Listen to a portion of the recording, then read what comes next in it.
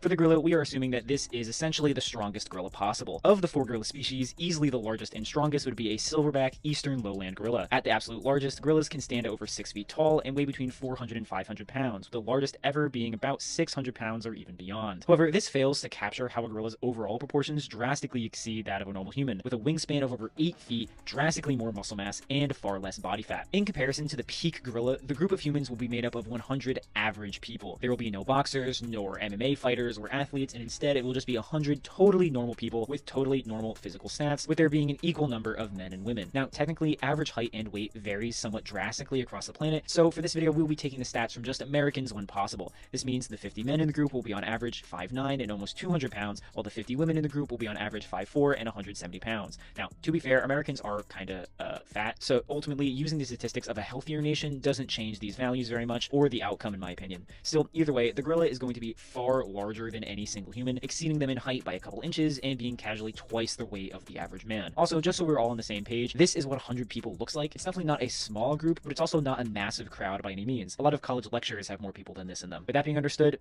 who wins this?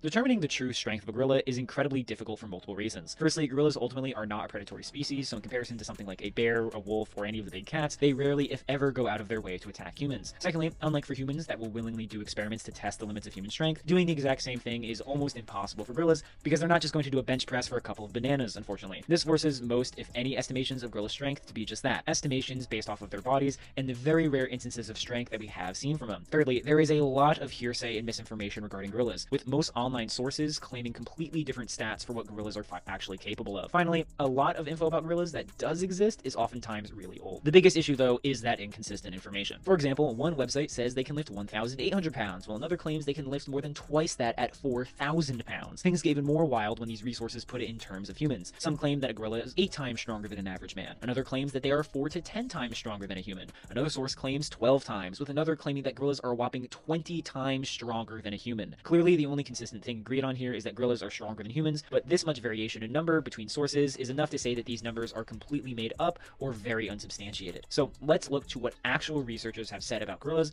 or what we have actually seen them do in real life. Consistently, gorillas have been seen uprooting thin banana trees, shattering protective glass, and have broken human arms in brief attacks. Smaller and weaker primates like chimpanzees have shown feats of strength 2 to 3 times stronger than that of a normal human, around 800 to 1,200 pounds. Given that chimps are less than a quarter of the weight of a gorilla, suddenly the 4,000-pound claims look slightly more valid and would approximately make them 8 to 10 times stronger than a human being lifting-wise, though strength and weight don't exactly work like that in a 1-to-1 ratio, clearly. Looking back to older information, the statements get harder to verify, but could also be potentially more legitimate, as these were real interactions in the wild. We have accounts from 19th century explorer Paul Chalu recounting